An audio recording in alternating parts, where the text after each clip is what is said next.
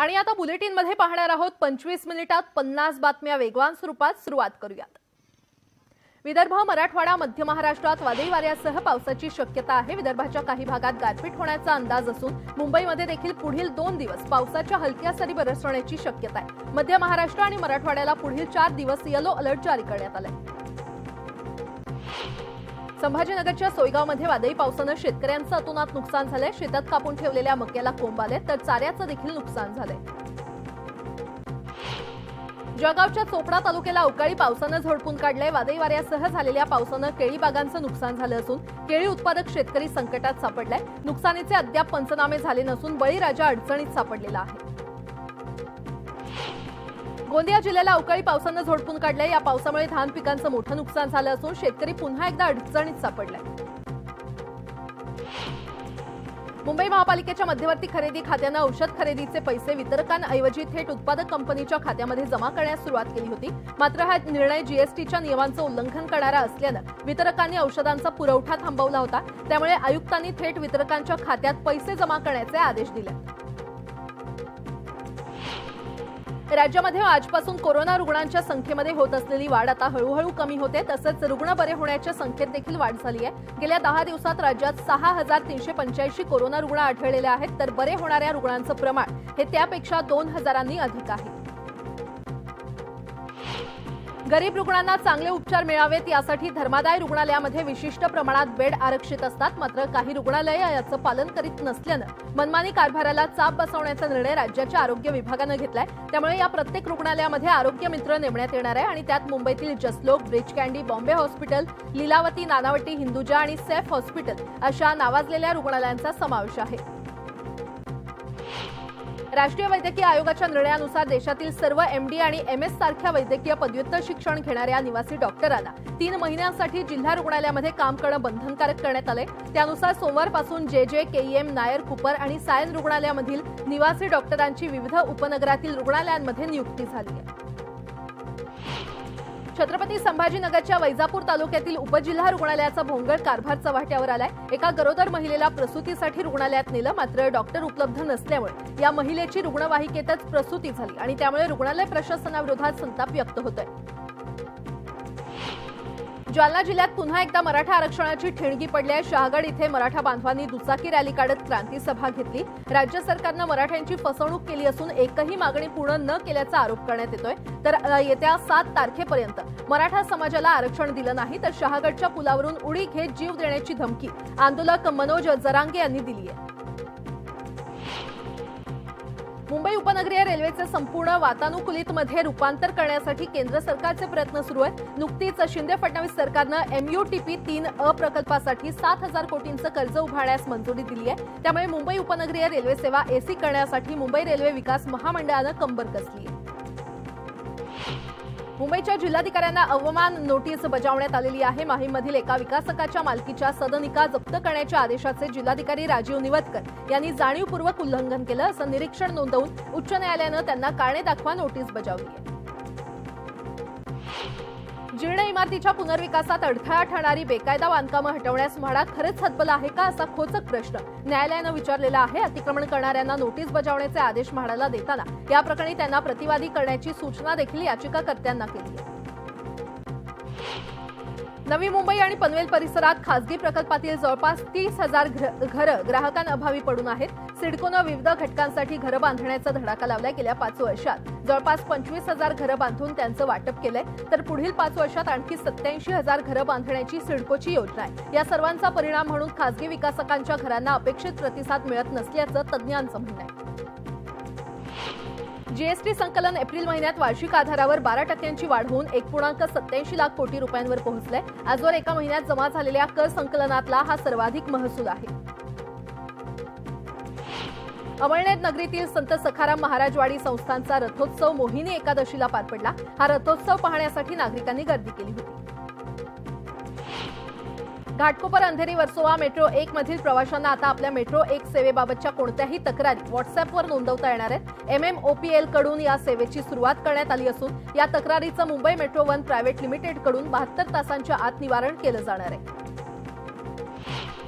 पूर्व प्राथमिक शाळेतील मुलांना शिक्षकांनी मारणं, ओरडणं किंवा चिमटे काढणं हे क्रूर असल्याचं म्हटलंय. कांदिवली येथील पूर्व प्राथमिक शाळेतील शिक्षिकेला अटकेपासून दिलासा देण्यास उच्च न्यायालयानं नकार दिलाय. तसंच शिक्षकांच्या अशा वर्तनाबाबत उच्च न्यायालयानं नाराजी व्यक्त केली आहे.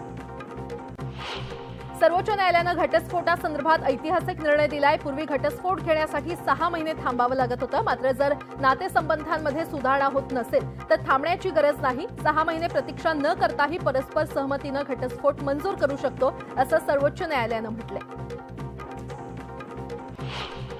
ठाणे परिवहन सेवेनं काट टाकण्यास सुरुवात केली आहे. ठाणे परिवहन सेवेच्या ताफ्यामध्ये नव्या 10 इलेक्ट्रिक बसेसचा समावेश झालाय. यामुळे टीएमटीला नवी उभारी मिळाली आहे आणि या बसच्या माध्यमातून प्रतिदिन उत्पन्न 90,000नं वाढलंय. मुंबई आणि नवी मुंबईकरांनी गेल्या वर्षभरात तब्बल 9,66,511 टन भाजीपाला फस्त केलाय. राज्याच्या कानाकोपऱ्यासह गुजरात, कर्नाटकसह देशाच्या विविध भागातून भाजीपाला विक्रीसाठी मुंबई बाजार समितीमध्ये येत असतो आणि या व्यापारातून एका वर्षात 1,183 कोटी 11 लाख रुपयांची उलाढाल झाली आहे. मुद्रा लोन योजनेची राज्यामध्ये वाताहत झाल्याचं दिसून येते. राज्यातील तब्बल 33,26,000 ग्राहकांचं कर्ज बुडीत निघाल्याची धक्कादायक माहिती समोर आली आहे. या ग्राहकांनी 4,619 कोटी 2 लाखांचं कर्ज थकवलं असून वसुलीसाठी बँकांची धडपड सुरू आहे. महाराष्ट्रात 1 मे पासून वाळू धोरणाची अंमलबजावणी झालेली आहे. मुंबई उपनगरात कुठेही सरकारी दरात रेती मिळत नाही, तर मुंबई शहरात देखील कुठेही सरकारी दरात रेती विकली जात नसल्याचं दिसलं आणि त्यामुळे नवं धोरण पहिल्या दिवशी कागदावरच दिसलं. बहुचर्चित विरार अलिबाग मल्टी मॉडेल कॉरिडॉरच्या पहिल्या टप्प्यातील नवघर ते चिरदेव या 80 किलोमीटरच्या मार्गासाठी 1,062.7 हेक्टर इतकी जमीन लागणार आहे. मात्र काही ठिकाणी मिळणाऱ्या मोबदल्याच्या मुद्द्यावरून भूसंपादनासाठी शेतकऱ्यांकडून मोठा विरोध होतोय. मरीन ड्राईव्ह परिसरातील विविध सुविधा, स्वच्छता आणि सुशोभीकरण कामांचा आढावा मुख्यमंत्री एकनाथ शिंदे यांनी घेतला. पर्यटकांना तसंच या परिसरात विरंगुळा म्हणून भेट देणाऱ्या मुंबईकरांना आंतरराष्ट्रीय दर्जाच्या सुविधा देण्यासाठी मुख्यमंत्र्यांनी पालिका प्रशासनाला सूचना दिलेल्या आहेत. राष्ट्रवादी काँग्रेसचे अध्यक्ष शरद पवार यांचं आत्मचरित्र लोक माझे सांगातीच्या सुधारित आवृत्तीचं आज प्रकाशन होणार आहे. महाराष्ट्रात 2019 पासून अनेक राजकीय उलथापालथी झाल्यात आणि या सर्व घटनांचे साक्षीदार स्वतः शरद पवार असल्यानं पुस्तकाची उत्सुकता शिगेला पोहोचली आहे. हसन मुश्रीफ यांच्या याचिकेवर हायकोर्टात सुनावणी होणार आहे. ईडीनं दाखल केलेला गुन्हा रद्द करण्यासाठी कोर्टात याचिका करण्यात आली आहे. या प्रकरणी मुश्रीफांचा अटकपूर्व जामीन देखील हायकोर्टात प्रलंबित असून तुर्तास त्यांना जूनपर्यंत अटकेपासून दिलासा आहे. नवाब मलिक यांनी जामिनासाठी हायकोर्टात दाखल केलेल्या याचिकेवर आजपासून सुनावणी होणार आहे. सुप्रीम कोर्टानं मलिकांना तातडीचा दिलासा नाकारत हायकोर्टातच रीतसर दाद मागण्याचे निर्देश दिले. उपमुख्यमंत्री आणि गडचिरोली जिल्ह्याचे पालकमंत्री देवेंद्र फडणवीस यांच्या उपस्थितीमध्ये आज गडचिरोली जिल्ह्याची जिल्हा नियोजन समितीची बैठक पार पडणार आहे. या बैठकीमध्ये गडचिरोली जिल्ह्यातील विकासाच्या विविध योजनांवर चर्चा होऊन महत्त्वाचे निर्णय होणं अपेक्षित आहे. बीकेसीतील वजमूट सभेमध्ये उद्धव ठाकरेंनी विरोधकांचा समाचार घेतला. महाराष्ट्रापासून मुंबई तोडाल तर त्यांचेच तुकडे करू असं त्यांनी ठणकावून सांगितलं. तर येत्या 6 मे रोजी बाजूला जाणार असून कोण अडवतो तेच पाहतो असं म्हणत त्यांनी राणेंवर निशाणा साधला. मुख्यमंत्री एकनाथ शिंदेंनी ठाण्यातील कळवा इथल्या मराठी बाणा या कार्यक्रमाला उपस्थिती लावली होती. यावेळी त्यांनी विरोधकांवर जोरदार पलटवार केलाय. अनेकांना मुख्यमंत्री पदाची स्वप्न पडू लागलेली आहेत. एकनाथ शिंदे तुम्हाला कामातूनच उत्तर देईल असं एकनाथ शिंदे यांनी म्हटलं. गडचिरोली जिल्ह्यातील माओवाद्यांच्या दामरान परिसरात पोलीस दलानं जनजागरण मेळाव्याचं आयोजन केलं होतं आणि या मेळाव्यानंतर उपमुख्यमंत्री देवेंद्र फडणवीसांनी नागरिकांची भेट घेत त्यांच्याशी संवाद साधला आणि इथल्या महिला वर्गाच्या व्यथा त्यांनी जाणून घेतल्या. राज्यातील प्रत्येक विद्यार्थ्यांना कृषीचं शिक्षण मिळावं तसंच शेतीविषयी माहिती व्हावी यासाठी शिक्षण मंत्री यांच्याशी चर्चा करून अभ्यासक्रमात शेती आणि कृषी विषय पहिलीपासूनच अग्रक्रमी राहावा हा विषय मांडण्यात आलाय आणि येत्या काळात लवकरच पहिलीपासून शेती हा विषय अभ्यासक्रमात राहील असा दावा कृषी मंत्री अब्दुल सत्तार यांनी केलाय. सोलापुरात आपला दवाखाना सुरू करण्यात आला असून याद्वारे रुग्णांवर मोफत औषध उपचार केले जात आहेत. महानगरपालिकेकडून पहिल्या टप्प्यात 12 तर दुसऱ्या टप्प्यात 31 अशा एकूण 43 आपला दवाखान्याला मंजुरी देण्यात आलेली आहे. राज्यात पडणाऱ्या अवकाळी पावसामुळे विजेच्या मागणीमध्ये 3,400 मेगावॅटची घट झाली आहे. वीज वापर कमी झाल्यानं मागणी घटली असून त्यामुळे वीज वितरण कंपन्यांना मोठा दिलासा मिळाला. ऐतिहासिक सिंधुदुर्ग किल्ल्यावर 4 डिसेंबरला यंदाचा नौदल दिन साजरा केला जाणार आहे. या कार्यक्रमाला राष्ट्रपती द्रौपदी मुर्मू, पंतप्रधान मोदी हजर असतील. सलग सुट्ट्यांमुळे मुंबईतील राणीच्या बागेत पर्यटकांनी मोठी गर्दी केली होती। मागील 3 दिवसात 55,000हून अधिक पर्यटकांनी राणीच्या बागेला भेट दिली।